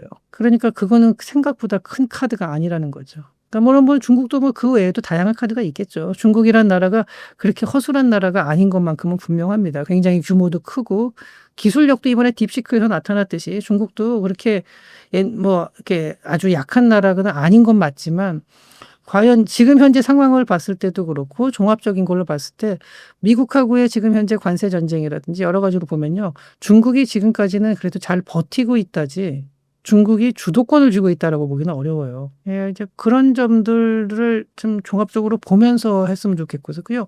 자꾸 사안 하나하나에 따라서 사람들이 역시 이거다, 이거다. 보면요, 언론에서도요, 그러니까 말이 자꾸 바뀌어요. 며칠 전에는 이제 뭐 이렇게 해 가지고 전 세계가 벌벌 떤다, 이러다 이번에는 미국이 뭐 트럼프가 뭐 물러섰다, 트럼프가 이거 이 상태로 유지 못한다. 지금 당장이야 그렇죠. 한두 달 지난 다음에 어떻게 될지 어떻게 알겠습니까? 이거는 조금 더 좀 길고 정확하게, 그러니까 미국이란 나라의 현재 전략이 뭐냐, 일관되게 밀어붙이는 게 제가 보기에는 딱 두 개거든요. 국가 부채하고 그리고 중국 견제. 그다음에 그러면은 국가 부채라는 거는 저는 해결 방안으로서는 아마 조만간 스테이블 코인하고 비트코인을 가상화폐를 갖다가 충분히 활용하면서 미국 국채의 그러면은 가격을 이제 그러니까 금리를 떨어뜨리는 거죠. 그럼 이자 부담이 확 줄어드니까. 뭐 이런 식으로 그리고 단기 부채를 장기 부채를 싼 이자로 국채로 전환을 하고 이런 식으로 하면서 좀 완화시켜 나가고 중국에 대한 압박은 트럼프 임기 내내 4년 동안 갈 겁니다. 이거는. 그러니까 일시적으로 끝나는 게 아니에요. 이거는. 그러니까 요렇게 생각을 하고 중국에서 그러면은 앞으로 4년 동안을 어떤 식으로 협상을 하면서 버틸 수 있고 미국하고의 관계를 틀어지지 않게 하면서 어떻게 끌고 나갈 건지 한번 요런 것들을 좀 장기적으로 보셨으면 좋겠습니다. 예. 그래서 지금 당장은 그게 어떻게 된다라고 정확하게 딱 말씀을 드리기는 어려워요. 장기적으로 어떻게 될 거다.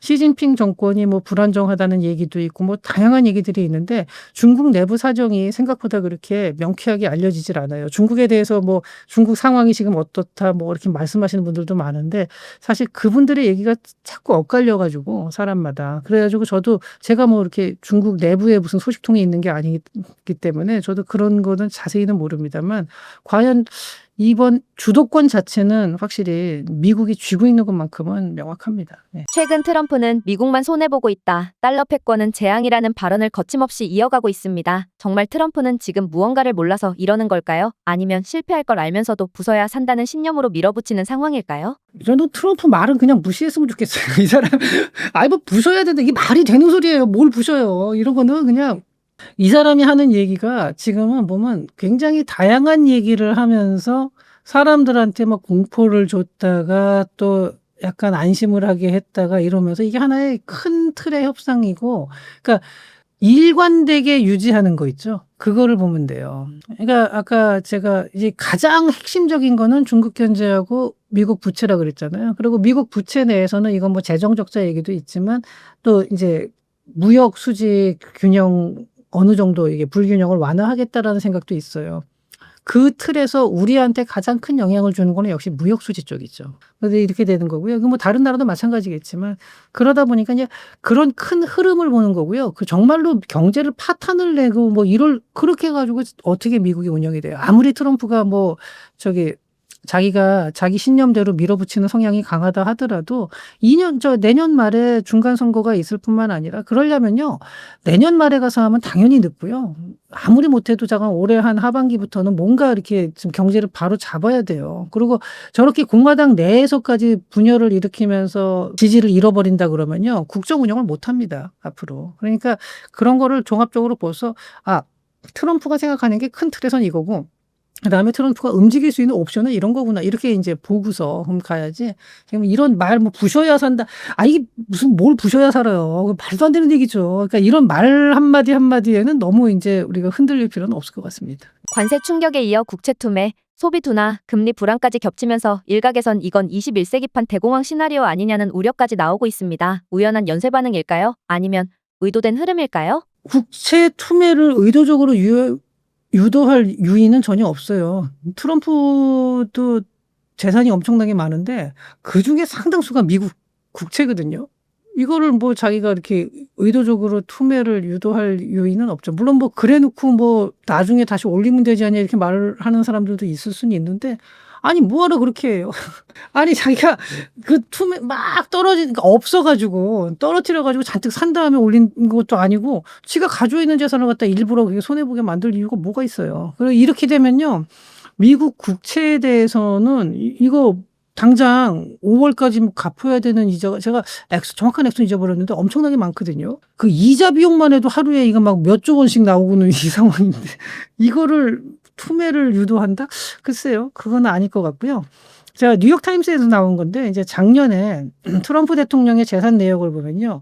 채권 투자액이 1억 2,500만 달러. 그러니까 약 1,780억에서 4억 4,300만 달러. 그러니까 6,310억 원. 그러니까 정확하게 모르고 이제 추정을 한 거니 액수 범위가 되게 넓죠.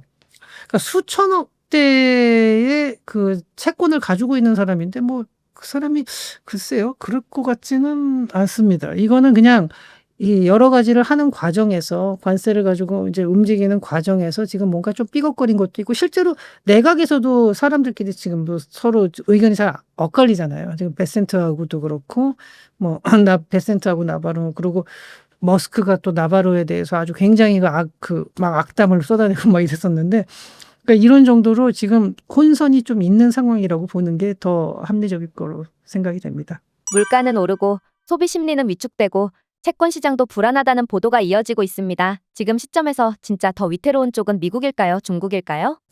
이것도 뭐 아까 얘기한 거는 같은 맥락으로 보시면 될 겁니다. 그러니까 어 사실 타격은 중국이 더 크다고 봐야 돼요. 그러니까 수출하는 쪽이고 그다음에 경제 그러니까 소득 자체도 미국이 훨씬 더 많고 그러니까 당연히 타격은 중국이 큰데 다만 중국은 버티는 힘이 훨씬 세요.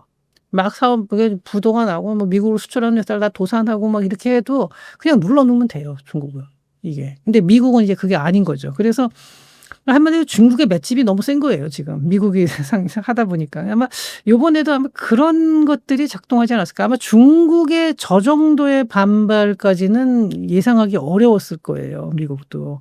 근데 막상 저렇게 나가서 하다 보니까 이제 미국 국채 가격이 막 상승하게 되고 이렇게 국채 금리가 상승하게 되고 이런 식의 좀 이제 예상치 못한 어려움이 있었던 걸로 저는 보고 있습니다. 근데 여기에 대해서야 뭐 분석하는 사람마다 좀 다를 수는 있는데 약간 저는 그런 식으로 봐서요. 이게 근데 더 위태로운 쪽이 어디냐? 이거는 기간을 길게 가면요. 중국이 더 사실은 이게 어느 순간 터지면은 거기는 진짜 본물 터지듯이 무너질 수가 있는 거죠. 사실 아무래도 자기네가 물건을 팔아야 되는데 못 팔고 있는 거잖아요. 미국은 못 사오고 있는 건데 그러면은 조금 더 비싸더라도 다른 데 사올 수가 있겠지만 중국은 이걸 못 팔면은 그럼 어디다 파냐? 뭐 덤핑을 해 가지고 동남아나 이런 데 파냐? 미국만한 시장이 있나요? 그게 안 된다는 거죠. 그러니까 그런 면에서 봤을 때 이게 중장기적으로 가면 중국이 더 어려워지는 거는 맞죠. 지금 트럼프의 이 선택들, 실제로는 전략적인 구조 개편 시도에 가깝다고 보시나요? 아니면 단기 지지율에 목맨 정치적 도박이라고 봐야 할까요? 이런 거를 칼로 자르듯이 어느 거 하나다라고 말씀을 드리기는 어려운데 저는 기본적으로는 재편하려는 큰 그림 쪽에 조금 더 비중을 두고 있습니다. 그러니까 처음부터도 이게 즉흥적인 건 아니에요. 분명히 관세 얘기는 그전부터 했고 미국은 굉장히 불공정한 그러니까 자기네가 불공정한 대우를 받고 있다. 전 세계로부터. 왜 우리만 이렇게 호구처럼 당하고 있느냐라는 인식을 선거 전에도 계속했어요. 그리고 실제로 많은 미국인들이 여기에 동조를 했고 이 부분을 지지를 한 거죠. 다만 즉흥적이라는 거는 이제 된 다음에 나오는 숫자가 지금 너무나 터무니없는 저거는 아니지. 아무리 그러니까 방향은 맞아도 이렇게 가는 방향은 이거는 예상을 했어도 숫자가 너무 큰 거예요. 관세에 뭐 나오는 액수가. 그러니까 이제 그걸 보고 사람들이 즉흥적이라고 얘기를 하는데 그러니까 그거 숫자 자체는 조금 즉흥적인 면도 있었을 수는 있는데 지금 트럼프는 확실하게 공급망 재편을 다시 해요. 그러니까 탈중국 공급망. 그래 가지고 이 경제 블록을 다시 만들고 약간 보호무역주의로 가는 거죠. 그다음에 미국이 더 이상 세계 경제에서 이렇게 자유무역이라고 해 가지고 다른 나라한테 돈을 갖다가 자꾸 이렇게 무역 수지에서 적자를 보면서 다른 나라로 돈을 나가는 거는 인제는 좀 줄이겠다. 이런 생각은 기본적으로 가지고 있어요. 그 틀은 있었던 것 같습니다. 근데 즉흥적이라는 거는 정말 100년 전의 정책이 갖춘 즉흥적인 고집이라는 거는 좀 너무 그거는 과한 얘기 같아요. 그거는 아니고. 근데 다만 나오는 숫자들을 보고 있으면은 이거는 '저 숫자는 뭐야 당최.' 막 이런 이제 좀 당혹감은 있었죠.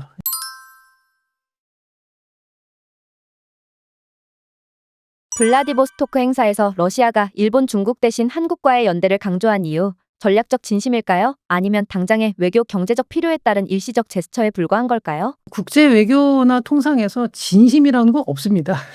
항상 다 그때그때 필요에 따라서인데 그러니까 지금만 필요해서 내민 임시적인 제스처냐. 근데 그게 지금의 상황이 장기적으로 가면 장기적인 진심이 되는 거거든요. 그러니까 이거는 뭐 꼭 진심이냐 아니냐 뭐 이런 거라는 거는 의미가 없고 제가 보기에는 러시아가 우리나라를 필요로 하고 있다라는 것만큼은 분명하고요. 그리고 그 필요가 아마 좀 장기화될 가능성이 많습니다. 왜 그렇게 생각하냐면은 러시아가 중국하고 요새 좀 가까워졌죠, 전쟁을 하면서. 근데 러시아하고 중국이 사이가 좋지가 않거든요. 국경을 맞대고 있는 나라가 사이가 좋을 수가 없고 러시아 내에서도 지금도 전쟁 때문에 어쩔 수 없지만 중국 의존도가 높아지는 거에 대한 우려가 언론에서도 러시아 내부 언론에서도 나오고 있어요, 그런 얘기들이.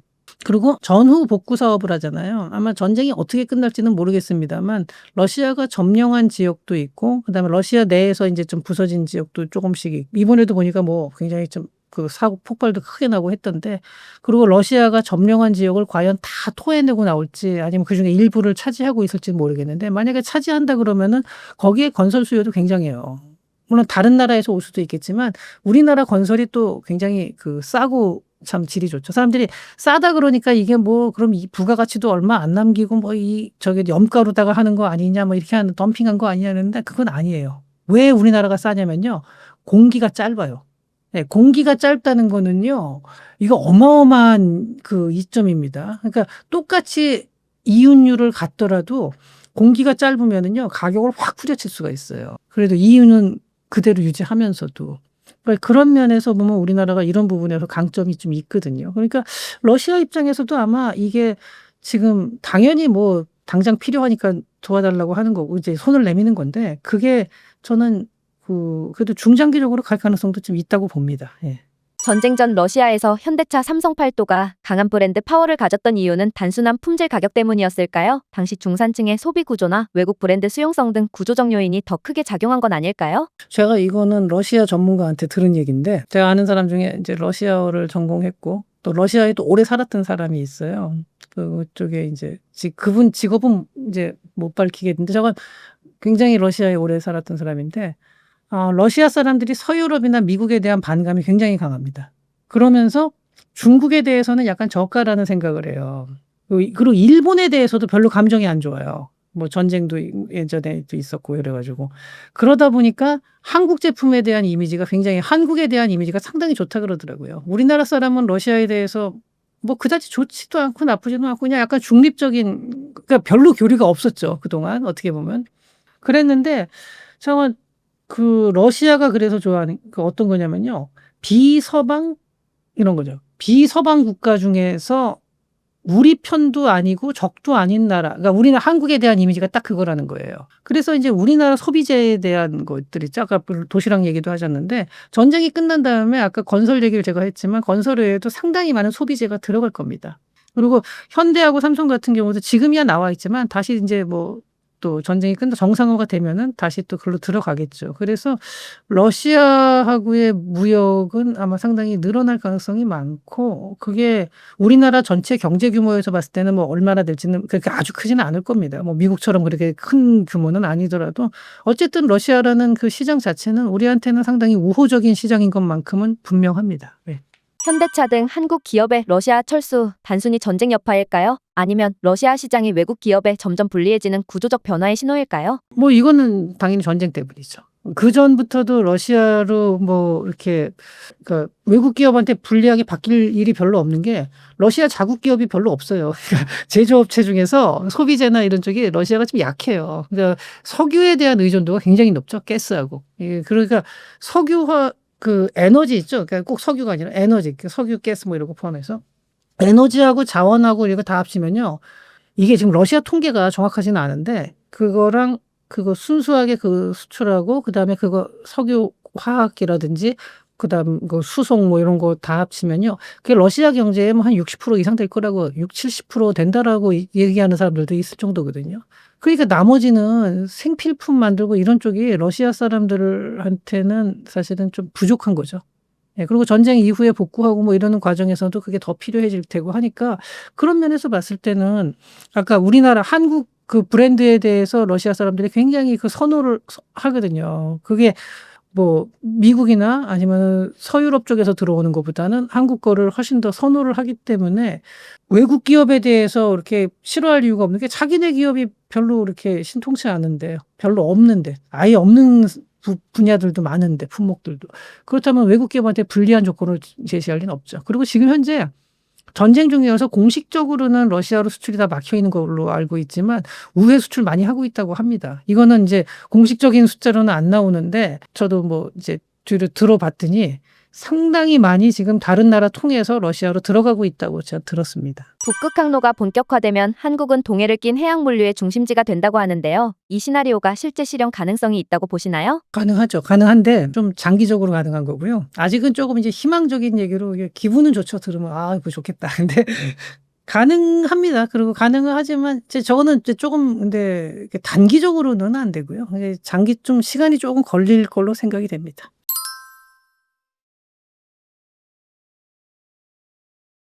지금 러시아 경제 상황은 어떤가요? 러시아 경제가 지금 이제 전시 경제 상태에서 뭐 성장을 많이 했다 이런 얘기 나오잖아요. 실제로 성장률을 보면 상당히 높은 걸로 나와요. 그건 맞는데 지금 이제 여러 기관들 이제 특히 유럽 쪽에서 이제 많이 나오고 있고 또 미국에서도 러시아 전문 연구 기관들이 있어요. 근데 그런 데서 나오는 거 보고 있으면요. 이게 2013년도 GDP하고요. 그동안 러시아 경제 GDP가 아주 들쭉날쭉하고 뭐 코로나 때도 그랬구만 우크라이나 전쟁 발발 직후에 또 굉장히 많이 내려갔고 해서요.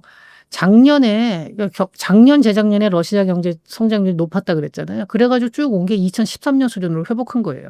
그러니까 생각보다 그렇게 러시아 같은 나라 자원 의존도가 높은 나라는요. 유가에 따라서 마이너스 플러스가 왔다 갔다 엄청나게 높습니다. 그래서 약간 이게 에너지에 의존하는 나라의 인제 경제의 특징이고요.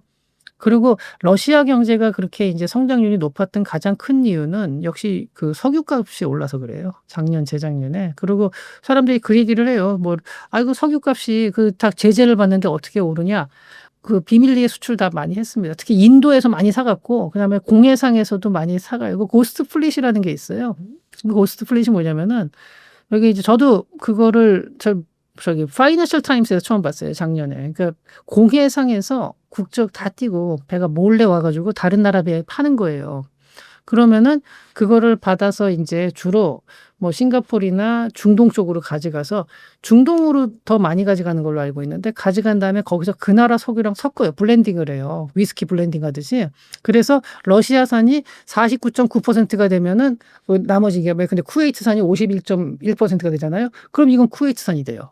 이런 식으로 그러니까 고스트 플레이스 르몽드에서 사진도 찍었어요. 그게 파이낸셜 타임스에서 기사가 나오고 저는 사진은 르몽드 거를 봤거든요. 르몽드에서 보니까 이게 사진 고스트 플레이스에서 배 가지고 석유 가지고 이 다른 나라 배하고 만나 가지고 공해상에서 석유 건네주는 장면이 찍혔거든요.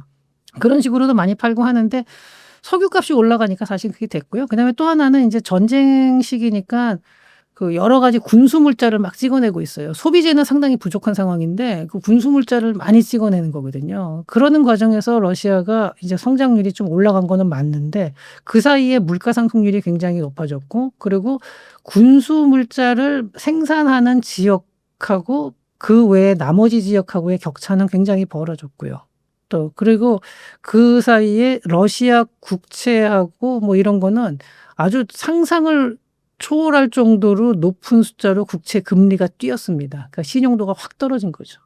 러시아 같은 나라는 이제 공산주의 시스템이 금융에선 특히 이게 남아 있어 가지고 국가에서 통제를 하기 때문에 뭐 GDP 대비 부채 비율 이런 게 별로 의미는 없는데 지금 현재 러시아의 신용도하고 러시아 국채 금리가 엄청나게 뛰고 물가도 굉장히 빠른 속도로 상승을 했고요. 이게 인제 지속이 몇 년 동안 더 될 수 있을지는 모르는 겁니다. 그래서 사람들이 러시아 뭐 경제 제재했는데도 멀쩡하네." 이렇게 얘기를 하는데 멀쩡하지 않고 지금 골병 들고 있는 거거든요. 장기적으로는 버티기는 버텨요. 러시아 같은 나라는 사람들이 뭐 불만을 잘 제기하지 않고 버티는 힘은 강해요. 근데 전쟁이 끝났을 때 이거 민수로 전환 가능하냐. 예전에 미국은 2 차 대전 이후에 그게 민수로 전환이 됐거든요. 러시아가 과연 그럴 수 있는 나라냐 하는 거하고 그다음에 그러면은 지금 뭐 전쟁 중에 군수 물자 찍어내면 되지 않냐. 언제까지 찍어낼 수 있겠냐는 거예요. 그게 10 년, 20년 가능하냐는 거죠. 이제 그런 면에서 봤을 때 지금 겉으로 보기에 호황으로 보이는 거는 약간은 허상이라고 보면 됩니다. 최근엔 러시아 내부에서도 중국만 믿긴 어렵다. 한국이 대안이 될 수 있다는 말이 나오는데요. 한국과 정말 연결이 될 수 있을까요? 이 중국의 영향력이 상당히 높아졌어요, 이번 전쟁하는 과정에서. 그리고 그게 한 번 높아진 거는 쉽게 바꾸지는 못합니다. 근데 러시아가 중국의 의존도를 낮추려고 노력은 분명히 할 겁니다. 이건 전략적으로 그럴 수밖에 없는 게 영토 분쟁이 있고 이렇게 붙어 있는 나라끼리 그렇게 한쪽에다가 일방적으로 의존하는 거는 그러니까 아예 격차가 크게 나 가지고 예전에 미국, 캐나다처럼 이렇게 좀 격차가 있으면 모르는데 중국하고 러시아는 또 그렇진 않아요. 서로 간에 좀 경쟁을 아직까지는 하고 있거든요. 경제적인 면에서는 많이 차이가 나더라도. 근데 러시아에서 중국 의존도를 낮추려는 노력은 조금씩 합니다. 그리고 틀림없이 할 텐데 아마 그리고 실제로도 좀 어느 정도는 그게 되긴 되겠죠. 러시아 같은 나라는 이 자본주의 국가들하고는 좀 달라 가지고 정부에서 시키면 또 시키는 대로 어느 정도까지는 돼요. 그러니까 미국이나 뭐 우리나라 같은 경우 중국 의존도 줄여라 그런다고 해서 그 밑에 중국하고 무역하는 기업들이 "아 인제 줄여야지." 그 다른 나라 안 돼요 그거 잘. 그리고 중국에서 막 물건 사 와 가지고 좀 싸게 만들던 회사에서 "야 중국하고 의존도 줄이래." 그럼 "더 비싸더라도 다른 나라 가서 사 오자." 이거 잘 안 되잖아요. 근데 러시아는 가능합니다 그게. 그래서 아마 전쟁이 끝나고 나면은 중국 의존도를 쪼끔은 줄이기는 줄일 겁니다. 근데 얼만큼 줄일지는 뭐 그거는 그때 가 봐야 하는 거고요. 그래서 인제 우리나라한테는 쪼금 기회가 좀 되긴 하죠. 근데 이제 러시아 경제라는 게 우리나라 정도 되는 나라에서 봤을 때 그렇게 아주 크지는 않습니다만 그래도 도움은 좀 어느 정도는 되겠죠. 예. 어느 정도는 될 겁니다. 러시아의 우리나라와 협력 시도는 단순 외교일까요? 아니면 첨단 산업 북극 항로 등 전략적 파트너십 의도일까요? 저는 일단은 그 러시아하고의 관계에서 첨단 산업, 전략 산업 이런 거는 사실은 별로 의미는 없다고 보는 게요. 러시아가 이미 제조 기반이 많이 무너진 상태고 과거에 뭐 소련 시절에 있는 과학 기술도 많이 발전해 있었고 하지만 지금은 이제 그것조차도 그러니까 뭐 없다는 건 아니에요. 하지만 이거를 실제로 산업화해 가지고 쓸 수 있을 정도의 그런 경제가 아니고 인제는 에너지 의존도가 굉장히 높은 나라면서 우리나라하고 첨단 산업에서 협력할 만한 건 별로 없고요. 오히려 자원 쪽에서는 쪼금 인제 도움이 될 수는 있을 거예요. 근데 그나마도 우리가 미국하고의 이게 공급망에 인제 많이 의존을 해야 되기 때문에 제한적일 수밖에 없는 거죠. 러시아 공급망을 그러니까 러시아로부터 자원을 많이 가져오고 이러기에는 미국의 눈치가 좀 너무 강하고 또 실제로 러시아에서 사 오는 게 뭐 약간 싸다. 그 러시아랑 협력하는 게 쪼금 도움이 된다 한다 그러면은요. 그것 때문에 미국하고의 관계를 흐트러뜨릴 만큼의 그런 값어치가 있는 건지 요것도 한번 고려를 해 봐야 돼요. 근데 물론 그럼에도 불구하고 우리나라 소비재 판매 같은 거 있죠. 이런 거는 아마 좀 상당히 도움이 될 거고요. 러시아에서도 어차피 소비재는 사다 써야 되는데 기왕이면 뭐 한국 거 사다 쓰는 게 그쪽에서도 우리나라에 대해서 상당히 우리나라 그 브랜드에 대해서 상당히 호의적이에요.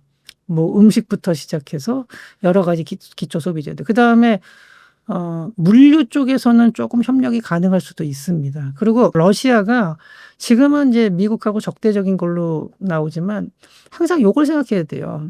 진짜 큰 적이 있으면요. 적의 적은 친구가 돼요. 미국에서 지금 가장 큰 적은 중국입니다. 그러면은 중국의 적이 될 수 있는 러시아는 potentially 미국의 친구가 될 수도 있는 거예요. 과거에 닉슨이 등소평을 만나서 대탕트를 이끌어내고 하는 과정을 보면요.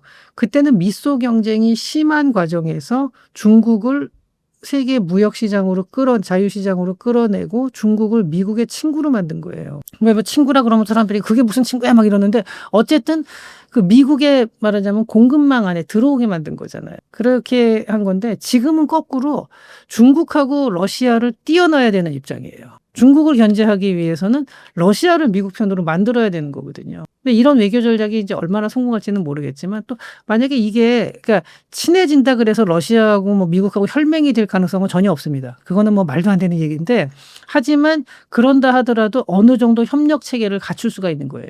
그래서 공동으로 중국을 견제하는 데 그러니까 적어도 러시아가 중국 견제에 방해가 안 되게끔 만들어야 되는 거거든요. 그러면은 미국도 어느 정도의 유인을 제공할 거고 뭐 서로 이렇게 간다 그러면은 그렇게 된다 그러면은 우리나라가 러시아하고 협력 기회는 쪼금 더 확대되겠죠. 항상 이거를 국제 외교라는 거는 이렇게 봐야 돼요. 내가 얘랑 친하니까 앞으로도 친할 거 그거 아니에요. 상황에 따라서 내가 얘랑 친했는데 옆에 있는 애가 더 친한 애가 나왔다. 아니면 내가 얘랑 사이가 굉장히 나빴는데 더 나쁜 애가 나왔어요. 그럼 얘랑 친해지는 거예요.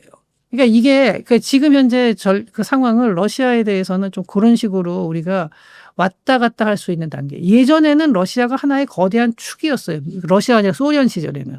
하지만 인제는 러시아가 아주 약소국은 아니고 군사적으로도 강하고 여러 가지 자원도 많고 이런 나라지만 전략 산업, 첨단 산업이 뭐가 있는지 보세요. 없어요. 에너지 의존 국가예요. 그러면은 미국에는 상대가 안 되는 거예요. 그러면은 미국은 러시아를 손을 잡을 수가 있는 거죠. 지금은 전쟁 때문에 뭐 당장은 아니겠지만 이 아마 트럼프 임기 내에 이러한 움직임이 재편 구조가 나타날 수도 있을 겁니다. 그래서 그런 걸 염두에 두고서 한번 러시아도 우리가 접근을 하는 게 좋을 거라고 생각이 됩니다.